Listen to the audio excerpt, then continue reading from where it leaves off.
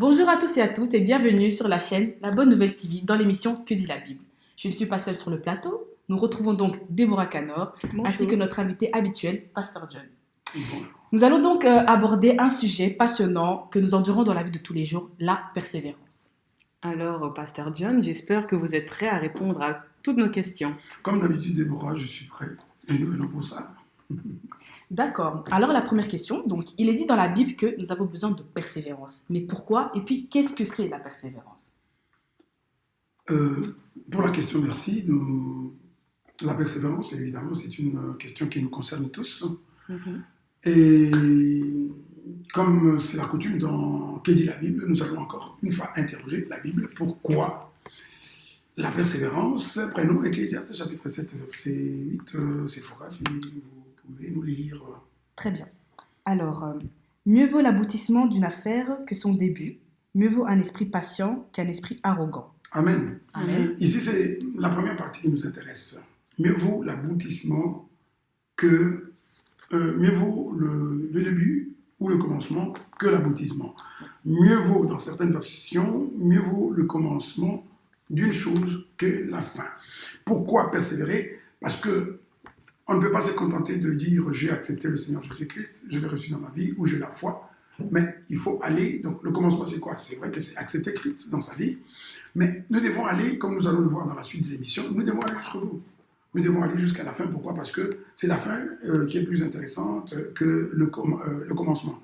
Le commencement, c'est une bonne chose. On commence bien, mais il faut aller jusqu'au bout parce que si on n'arrive pas au bout, eh bien, on n'a pas la récompense souhaitée. Oui, Très bien. effectivement. Donc, quand la Bible nous dit de persévérer, c'est jusque où et c'est quand qu'il faut persévérer? Alors, Comme nous avons vu que le début c'est une bonne chose, mais qu'il faut aller jusqu'à la fin, je pense qu'il faudra aussi là préciser encore, apporter des plus amples précisions. Si nous pouvons prendre encore Séphora, si nous pouvons prendre 2 Timothée chapitre 4, versets 7 et 8, toujours pour expliquer par rapport à la question qui vient de poser Déborah, jusqu'où, eh bien, nous allons trouver la réponse dans ce texte-là. Très bien. Donc je lis la parole au nom de Jésus. Amen. J'ai combattu le bon combat, j'ai terminé la course, j'ai gardé la foi. Désormais, la couronne de justice m'est réservée. Le Seigneur, le juste juge, me la remettra ce jour-là, et non seulement à moi, mais aussi à tous ceux qui auront attendu avec amour sa venue. Voilà déjà pour le moment la réponse que la Bible nous donne. Notre ami Paul, il a combattu, donc il a eu la foi, il a accepté le Seigneur dans sa vie. Il nous dit qu'il a achevé la course et il a gardé la foi. Donc c'est quelqu'un qui ne s'est pas contenté de recevoir le Seigneur dans sa vie, c'est quelqu'un qui y est allé jusqu'au bout de son combat et c'est quelqu'un qui a gardé la foi. Là ça devient plus intéressant. Jusqu'où? Jusqu'à quand? Eh bien jusqu'à la fin. Parce que le verset suivant, le verset 8 nous dit que désormais la couronne de justice m'est réservée. La couronne lui est réservée, pas quand il a commencé le combat, pas pendant le combat, mais à la fin du combat. C'est là qu'il a apporté la preuve, effectivement, qu'il a remporté, qu'il mérite de recevoir la récompense. Donc, jusqu'où? Eh bien, jusqu'à la fin de notre combat. On doit persévérer jusqu'au dernier moment. Pour peut-être anticiper, la fin c'est quand? La fin c'est quand le Seigneur, par exemple, nous rappelle à lui il arrive que quelqu'un meurt. C'est la fin, mais la fin c'est surtout le retour du Seigneur Jésus-Christ. Donc un chrétien c'est quelqu'un qui doit combattre jusqu'à sa mort ou qui doit combattre jusqu'à ce que le Seigneur revienne. Parce que quand le Seigneur revient, il faut qu'il trouve chacun de nous dans la foi. Autrement, nous aurions perdu notre combat. D'accord. Très bien, mais lorsqu'on parle de la persévérance, donc c'est une façon de dire que la vie chrétienne, alors elle n'est pas facile, c'est bien le cas? Ah, c'est exactement ça, Séphora. Actes des Apôtres, chapitre 14, verset 22, nous dit cela. Si nous pouvons le lire, vous allez voir qu'effectivement, la vie chrétienne n'est pas un fleuve tranquille. Très bien. Donc, il fortifiait l'esprit des disciples, les encourageait à persévérer dans la foi, et disait, c'est à travers beaucoup de difficultés qu'il nous faut entrer dans le royaume de Dieu. Amen. Amen. Là, on nous parle de Paul et Barnabas. Ils sont allés dans un certain nombre de villes, et là, ils ont prêché, et ils ont fait un certain nombre de disciples. Alors, qu'est-ce qu'ils ont fait? Ils ont anticipé, ils ont prêché la persévérance dans ce ville, disant aux disciples qu'ils doivent s'attendre à des difficultés, ils doivent s'attendre à des tribulations, à la persécution, et qu'ils doivent être préparés pour affronter ces difficultés et aller jusqu'au bout. Ils disent, à travers des tribulations, à travers beaucoup de difficultés, nous allons entrer dans le royaume des cieux. Donc le chrétien, ce n'est pas quelqu'un qui va se dire, ok, j'ai accepté le Seigneur, je croise les bras, je m'endors tranquillement, ça va aller tout seul. Non, c'est quelqu'un qui doit être préparé comme un commando à affronter les difficultés. Il va affronter les difficultés et il doit être préparé. C'est là qu'il y a danger aujourd'hui dans l'Église parce que des fois, il y a certains prédicateurs qui nous donnent l'impression qu'il suffit d'accepter Christ et puis voilà, de vivre comme si de rien n'était et tout va laisser. Non, là j'insiste, nous allons entrer dans le royaume de Dieu à travers beaucoup de difficultés. Nous allons le voir dans la suite de l'émission. Beaucoup de difficultés, beaucoup de tribulations et nous devons donc être préparés. Les filles, nous devons être préparés à affronter ces difficultés. C'est évidemment l'idée de la persévérance. Parce que si ce n'est pas difficile, si c'est tout de suite d'un bond qu'on arrive à l'objectif, ben, ce n'est pas compliqué, il n'y a pas besoin de persévérer. Alors si on dit persévérer, ça laisse entendre que ça va durer et que ça va être difficile. Donc nous devons être préparés. Voilà ce que la Bible nous dit. Effectivement. Mais pourquoi la vie chrétienne doit être si difficile, en fait? Ah, pourquoi la vie doit être si difficile, justement? Que dit la Bible? Ben, interrogeons un peu la Bible dans 1 Pierre chapitre 5, verset 8. Pourquoi est-ce qu'elle doit être si difficile? Et c'est toujours la Bible qui nous répond. Oui. Donc soyez sobres, restez vigilants. Votre adversaire, le diable, rôde comme un lion rugissant, cherchant qui dévorer. Ah, pourquoi? Parce que nous avons un adversaire. Parce que nous avons un ennemi qui rôde. Donc l'idée, il est là en permanence, autour de nous. Il guette nos faits et gestes. Il est là, prêt à bondir sur chaque occasion qui se présente. Une fois que nous présentons des signes de faiblesse, nous lui donnons l'opportunité et il bondit dessus avec l'objectif de détruire le chrétien. Donc, comme je l'ai dit précédemment, le chrétien ne doit pas s'endormir. Il doit veiller, il doit être vigilant tous les jours, à tout moment, quoi qu'il arrive, même dans les difficultés. Pourquoi? Parce qu'un chrétien, c'est quelqu'un qui a déclaré la guerre à un ennemi, à un adversaire, entre parenthèses, redoutable, et qui ne se fatigue pas, qui est là. Il rôde, donc tout le temps, le diable est là pour chercher misère aux chrétiens, détruire. Ce n'est pas tout, on peut aller voir encore une autre raison dans Jean chapitre 15, verset 19. Là aussi, la Bible nous explique en quelques mots pourquoi est-ce que c'est si difficile d'être un véritable chrétien. Jean chapitre 15, verset 19. Alors, si vous étiez du monde, le monde vous aimerait, car vous serez à lui. Vous n'êtes pas du monde, mais moi je vous ai choisi du milieu du monde. C'est pour cela que le monde vous déteste. Et bien voilà pourquoi le monde nous déteste. Voilà pourquoi la vie chrétienne est compliquée. Parce que non seulement nous avons un adversaire, mais le monde entier nous déteste.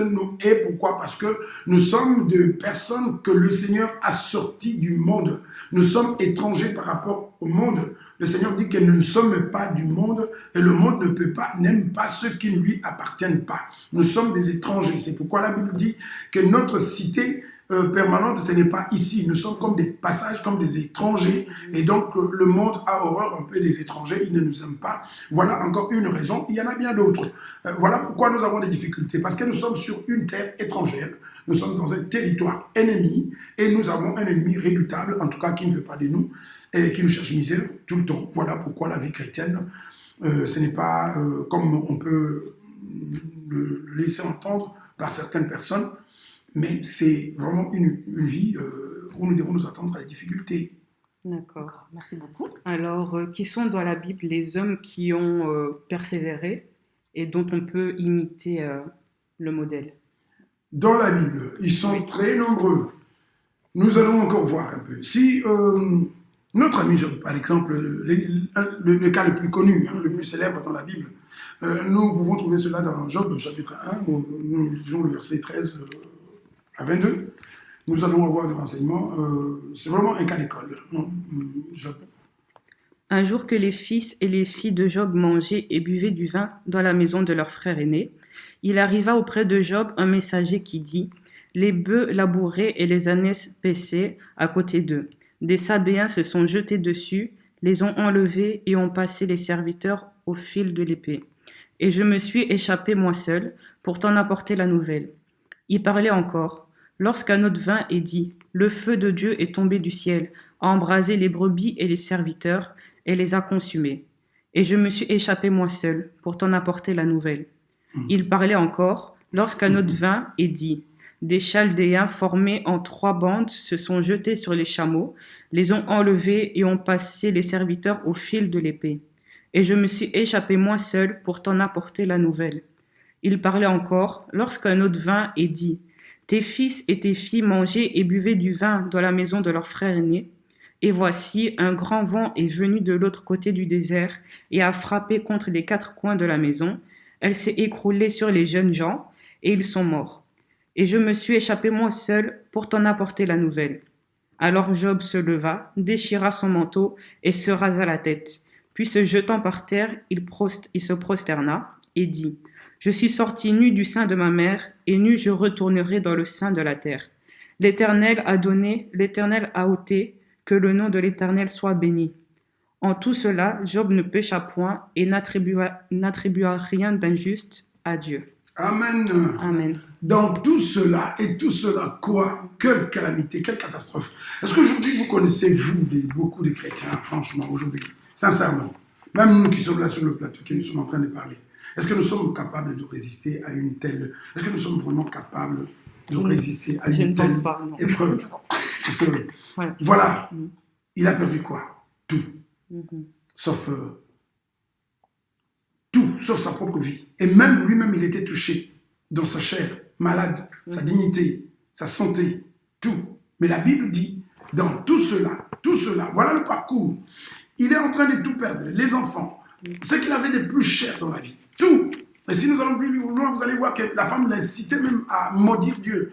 Mais dans tout cela, en tant que prénom Job, donc un qui faisait partie du peuple de Dieu, un homme intègre, comme on le présente avant, un homme intègre qui n'avait pas péché, mais éprouvé, cet homme a tenu bon. Pourquoi? C'est quoi comme Séphora l'avait demandé, c'est quoi la persévérance? Mais c'est cette capacité à résister, à tenir, à rester ferme, inébranlable dans les difficultés, dans l'épreuve, dans la tentation. Ce monsieur est allé jusqu'au bout. C'est vraiment un modèle. Je ne sais pas. Est-ce que nous pouvons nous inspirer du modèle de... Il est allé jusqu'au bout et il ne pécha point. Voilà quelqu'un qui a persévéré, qui est resté ferme. Si nous allons dans Éphésiens, on dit que Dieu a fourni des armes spirituelles dans le but de nous aider à tenir ferme dans les difficultés, dans le mauvais jour. Voilà le mauvais jour. Le mauvais jour, c'est quoi? Job l'a connu et ce monsieur a tenu ferme jusqu'au bout. Il a persévéré jusqu'au bout et il peut en tout cas s'attendre à recevoir sa récompense. Voilà un modèle de persévérance, mais il n'est pas le seul. On peut prendre par exemple Genèse chapitre 39, chapitre 39 à partir du verset 7, je pense. Et là, on va parler de Joseph. C'est aussi un exemple à suivre.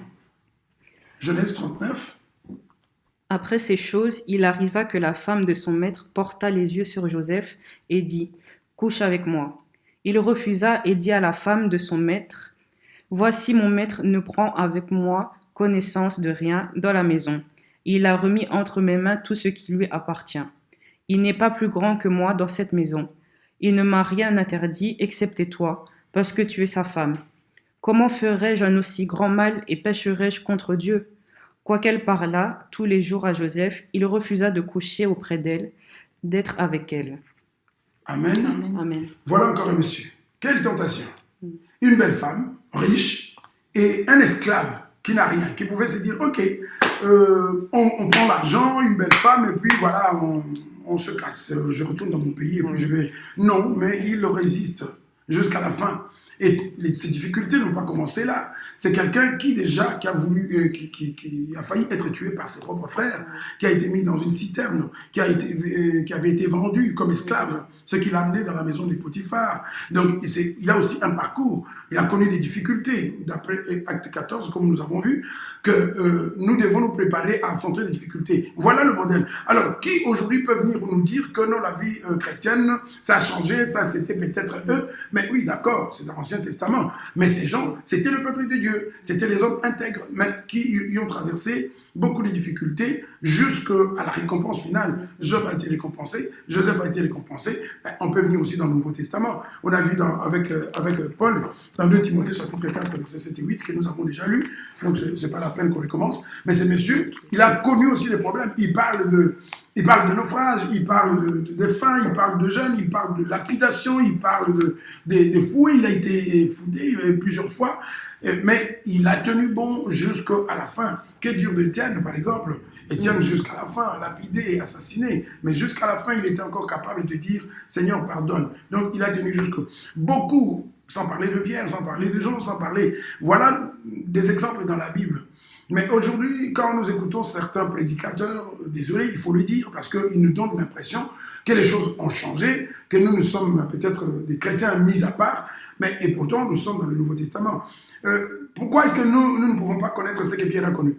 Pourquoi est-ce que nous, on ne peut pas connaître ce que Étienne a connu? Pourquoi est-ce que nous, on ne peut pas connaître ce que Jean a connu? Pourquoi est-ce qu'on ne peut pas, dans l'île de Patmos, exilé, abandonné là, un vieillard qui souffrait là, mais jusqu'au bout, ils ont tenu. Donc la vie chrétienne, il y a un modèle, il y a un fondement. Donc un chrétien, c'est quelqu'un qui doit être préparé parce qu'aujourd'hui, tout simplement, je peux dire que ceux qui viennent avec un message contraire, c'est des gens qui viennent pour endormir les enfants de Dieu. Et quand on vous laisse penser que c'est facile, le jour où vous allez vous retrouver devant la difficulté, vous allez avoir du mal à tenir, à résister parce que vous n'étiez pas prévenu, vous n'étiez pas préparé. Vous avez même été désarmé. Parce que si c'était facile, le Seigneur dans Ephésiens 6, il n'allait pas fournir les armes. Et les armes, le but c'est quoi? On dit de résister, de tenir ferme dans le mauvais jour. Donc, préparons-nous. Nous connaîtrons des mauvais jours. Et dans ces mauvais jours, nous sommes appelés à résister jusqu'à la fin. Amen. Alors, pasteur, dites-nous quelles sont les raisons pour lesquelles nous devons vraiment persévérer alors. Les raisons, encore une fois, toute la Bible nous montre qu'il y en a beaucoup. Déjà, nous avons au début dit dans Ecclésiaste chapitre 7, verset 8, que la fin était préférable que le commencement. Mais là, nous allons encore préciser, nous allons essayer d'entrer en profondeur avec quelques... Voyons un peu dans Hébreux chapitre 10, verset 36, qu'est-ce que la Bible nous dit. Les raisons bibliques de persévérer. Donc, pour dire que si nous ne persévérons pas, eh bien, les réponses sont là, dans ce texte-là que nous allons lire. Car vous avez besoin de persévérance, afin qu'après avoir accompli la volonté de Dieu, vous obteniez ce qui vous est promis. Voilà. Je pense que c'est vraiment clair. Nous avons besoin de persévérance. Un chrétien, c'est quelqu'un qui a besoin de persévérance. Un chrétien, c'est quelqu'un qui doit persévérer. Et c'est vraiment, ça fait partie de la doctrine chrétienne, de messages de base qui doivent être enseignés. Comme nous avons parlé, par exemple, de la repentance. Là, nous sommes dans la persévérance. C'est des choses qu'on n'entend pas beaucoup parler dans l'Église, mais c'est des choses qui doivent être enseignées. Nous avons besoin de la persévérance afin qu'après avoir accompli, c'est vrai que nous nous sommes engagés avec le Seigneur. C'est vrai qu'à un moment donné, nous avons dit que nous l'avons reçu comme Seigneur et Sauveur, nous nous sommes fait baptiser, mais ce n'est pas la fin, ce n'est que le commencement. Or, la Bible dit que le commencement, c'est une bonne chose, c'est un bon départ. Mais un bon départ ne suffit pas, il faut aller jusqu'au bout. Après avoir accompli la volonté de Dieu, et c'est justement pendant que nous devons accomplir la volonté de Dieu que les obstacles se présentent. Et nous devons surmonter ces obstacles, et c'est seulement à la fin que nous allons obtenir ce qui est demandé. Voilà une raison. Et c'est ce que Paul nous a dit. Il a combattu, il a achevé sa course, et à la fin, il a été récompensé. Parce que si nous ne persévérons pas, nous ne serons jamais récompensés. Et ce n'est pas tout.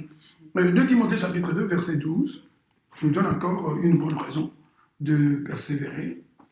Or, tous ceux qui veulent vivre pieusement en Jésus-Christ seront persécutés. Tous ceux qui veulent rester fidèles à Christ seront persécutés. Amen. Les chrétiens, sincèrement, j'espère et je prie le Seigneur, le bon Dieu, que le Saint-Esprit puisse aider chaque chrétien, parce qu'aujourd'hui, c'est vrai que le peuple de Dieu est démobilisé, le peuple de Dieu est désarmé, il est anesthésié, entre parenthèses, pour parler ainsi.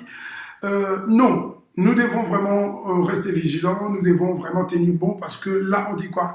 Nous avons vraiment besoin de la persévérance. Pourquoi? Parce que notre engagement en faveur du Seigneur, le fait que nous avons quitté le monde, que nous avons été appelés hors du monde, que nous n'appartenons plus, comme nous avons vu, du monde, le monde est devenu hostile, le monde va nous créer des problèmes. On dit bien tous ceux qui veulent vivre pieusement sérieusement, tous ceux qui veulent être fidèles, si un chrétien ne connaît pas des difficultés à cause de sa foi dans ce monde, qu'il se pose un peu des questions, il y a quelque chose qui ne va pas. Le monde n'applaudit pas les chrétiens, surtout les chrétiens fidèles. Le monde ne les applaudit pas, le monde les combat.